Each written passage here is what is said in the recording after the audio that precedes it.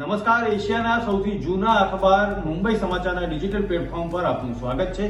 હું છું જીગર પંડ્યા। નજર કરીશું મુખ્ય સમાચાર। મણિપુરમાં ફરી એક વખત હિંસાની આગ સળગી ઉઠી છે। છેલ્લા કેટલાક દિવસમાં જીરીબામ જિલ્લામાં થયેલ હિંસામાં 5 લોકોના મોત નીપજ્યા છે। અમુક બદમાશોએ ઇમ્ફાલ પૂર્વીય જિલ્લામાં મણિપુર રાઇફલ્સની 2 બટાલિયનોના શસ્ત્રાગારમાંથી હથિયારો લૂંટવાની કોશિશ કરી।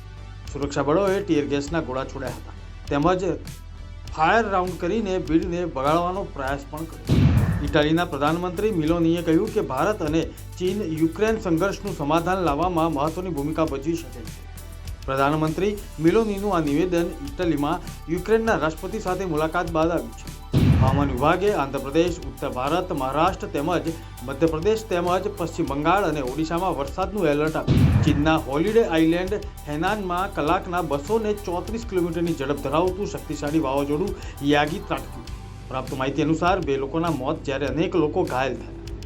હેનાનમાં 10 મિલિયનથી વધુ લોકો વાવાઝોડાથી પ્રભાવિત થયા। વિયેતનામમાં શક્તિશાળી તોફાન યાગીને કારણે જનજીવન અસ્તવ્યસ્ત થયું।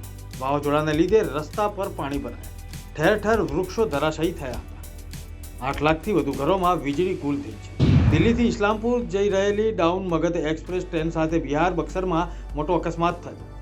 રઘુનાથપુર અને ટુંડીગંજ સ્ટેશન વચ્ચે અચાનક કપલિંગ તૂટી જતા 2 ટ્રેન 2 ભાગમાં વેચાઈ ગઈ। રેલવે અધિકારીઓ ઘટના સ્થળે પહોંચ્યા અને ટ્રેનને આગળ મોકલવાના પ્રયાસો કરી રહ્યા છે। આ દુર્ઘટનામાં કોઈ જાનમાલના નુકસાનના સમાચાર નથી। વંદે ભારત ટ્રેનનો એક વિડીયો વાયરલ થયો છે જેણે બધાને ચોંકાવી દીધા છે। વંદે ભારત ટ્રેન ચલાવવાને લઈને રેલવેના 3 લોકો પાયલટ વચ્ચે જોરદાર બબાલ થઈ અને આ મામલો મારામારી સુધી પહોંચ્યો। આગ્રા અને કોટા ડિવિઝનના રેલવે કર્મચારીઓ વચ્ચે વંદે ભારત ટ્રેન ચલાવવાને લઈને વિવાદ થયો હતો। આ મામલો એટલો વધી ગયો કે વંદે ભારત ટ્રેન ચલાવવા માટે બંને પક્ષોમાં મારપીટ અને વિરોધ પ્રદર્શન થયું। અંબાજી ગબ્બર અને આજુબાજુના વિસ્તારમાં છેલ્લા 22 દિવસથી આટાફેરા મારતું રીંછ 5 કલાકની મહેનત બાદ પકડાયું। ફોરેસ્ટ ટીમ અને રેસ્ક્યુ ટીમ દ્વારા ટ્રેયર ગનથી બેભાન કરીને રીંછનું રેસ્ક્યુ કરવામાં આવ્યું। ગઈકાલ સવારથી જ રેસ્ક્યુ ટીમ અને ફોરેસ્ટ વિભાગના અધિકારીઓ અને કર્મચારીઓ દ્વારા સતત મોનિટરિંગ વચ્ચે વોચ રાખીને રાત્રિના સમયે રીંછને ગન વડે બેભાન કરીને રેસ્ક્યુ કરાયું। અમદાવાદમાં ગણપતિજીની મૂર્તિઓનું વિસર્જન પૂરી શ્રદ્ધા ભક્તિથી થાય તે માટે શહેરના જુદા જુદા ઝોનમાં 51 કૃત્રિમ વિસર્જન કુંડ તૈયાર કરવામાં આવ્યા। વેરાવળમાં યુવાનોએ થર્મોકોલ, મુલતાની માટી અને 3000 જેટલી ચોકલેટ લોલીપોપનો ઉપયોગ કરીને ગણપતિજીની મૂર્તિ બનાવી છે અને તેની સ્થાપના કરી। થર્મોકોલ, મુલતાની માટી એ વાપરી અને આ વસ્તુ કરેલ છે અને આશરે લોલીપોપ છે ને 3000 લોલીપોપ આવ્યા છે। દર વખતે ઇકો ફ્રેન્ડલી ગણપતિ બનાવીએ છીએ જેથી કરીને પર્યાવરણને કોઈ નુકસાન ન થાય।